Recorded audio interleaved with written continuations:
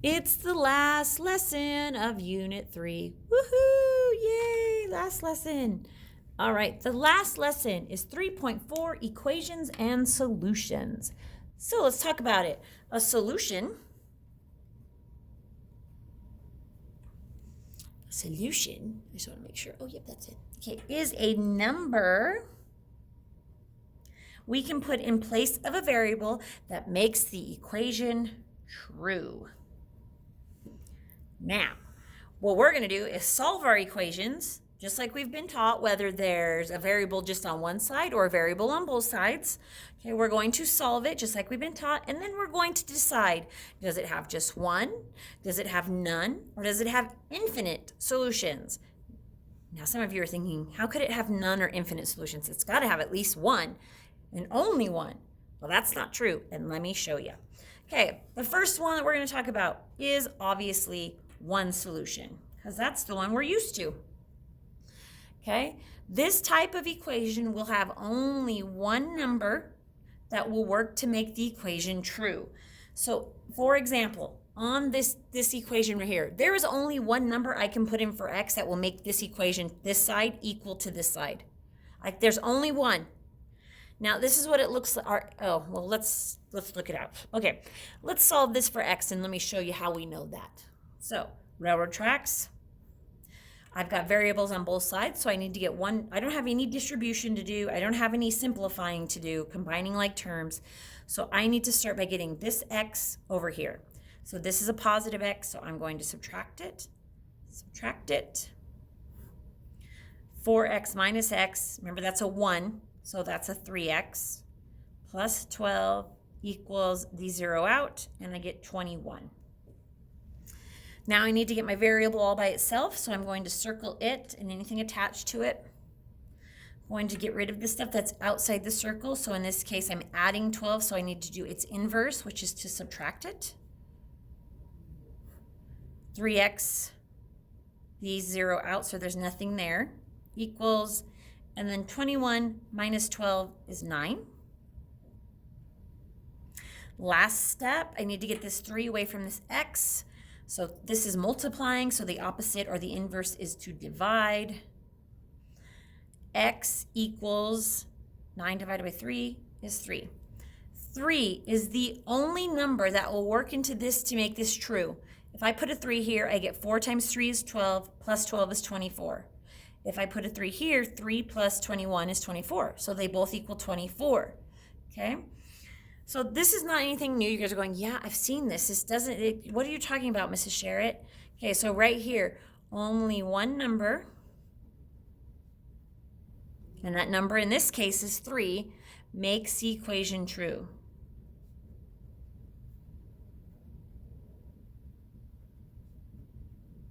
So when you are solving these equations and trying to determine if it's a one solution, a no solution, or an infinite solution, this is what it's going to look like. So you're going to have a variable. Now, I would put an x here, but it's not always x. And that variable, whatever it is going to equal only one number.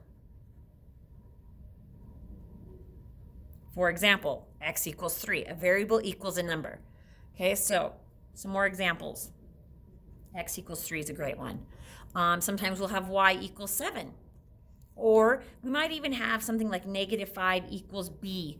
Some variable equals a number. Just because it's written the opposite way doesn't make it not a case, okay? It can have the number and then a variable, okay? All right, that's a one solution one. These ones are, we know how to do these ones. We've seen them before. Let's try one that we're new with. So let's talk about the next one. Let's talk about no solutions. Let's talk about ones that have no solutions.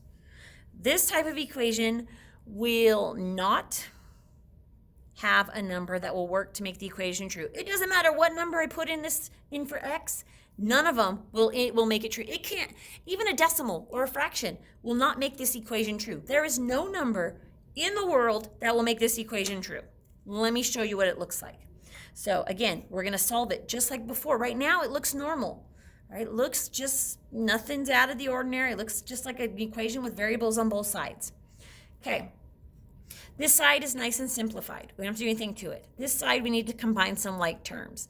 So 4x and 1x will give me a 5x. So I'm just going to rewrite this side. 4x and 1x is 5x, and then plus 3. Okay, chilly. Need my sweatshirt. Okay. So now what we're going to do is we're just going to solve this like we've done before. Remember, we need to get our x's to one side, or our variables in any case. So we can move it to the right or left. Like I said, I always move it to the left. So I need to zero this one out. So this is a positive 5x. So to get it zeroed out, I need to subtract it. Subtract 5x, subtract 5x. Okay. Over here, look, this is when you start to notice what in the world is going on. Something is wrong here. I have 5x minus 5x. If I have 5 of something and I subtract 5, I have none left, not even 1. I have 0 left. So this is 0x. So these actually zeroed themselves out and they're gone. And over here, I only have a 1. And then over here, I was trying to zero this one out. So this one's gone too. And over here, I have a 3. Wait a minute. All I have is 1 equals 3 left. What?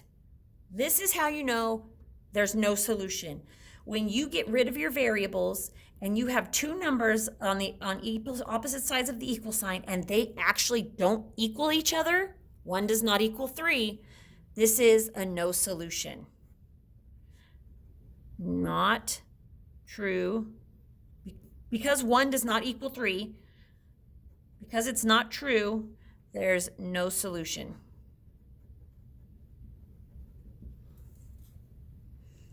Okay, so over here under what does it look like? You're going to have some number. And then what basically you're going to have an equal sign, and then you're going to have a different number.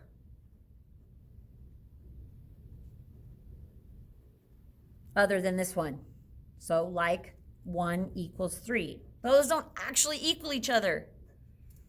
Okay? You might have even something that looks like this. -7 and 7. Remember, you guys, a negative does not equal a positive, so these are not equal. Okay? You might have 1/2 equals 1/4. No, these aren't equal. If they don't actually equal each other, then it's a no solution. Okay? Some of you might be guessing already what's going to happen to the other side. But let's work it out, just for those of you who haven't caught on yet, which is fine because you've never seen this before. Okay, so the last one we're going to talk about is all solutions or infinite solutions. I just like to write the word all. Every number basically is a solution. What? How can every number be a solution? Let me show you. So in this type of equation, every number that you can think of will work to make this equation true. 17,853, that will make these equations true. 0.33259, that will make this equation true. Any number you can think of. Okay, let's work it out. Okay, this side I have something I need to distribute, so I'm going to do that first. So 2 times 4x is an 8x. 2 times -1 is -2. Over here I have a -2 plus 8x. Okay, so again, we got to get those variables onto one side. So over here, I'm going to get rid of over here. So I'm going to subtract 8x because this is adding. So subtract 8x, subtract 8x. And again, you're going to be like, wait a minute, those zeroed each other out. There's nothing there. Those zeroed each other out. There's nothing there. Look here, though. What do we have left? -2 equals -2. Wait a minute. It does actually equal -2. Those are actually equal. Hey, that's awesome. So when it's true, when the number does actually equal a number, every number in the universe is a solution. Every single number. Okay? So over here, what's it look like? Hopefully you figured it out by now, but basically some number equals the same number.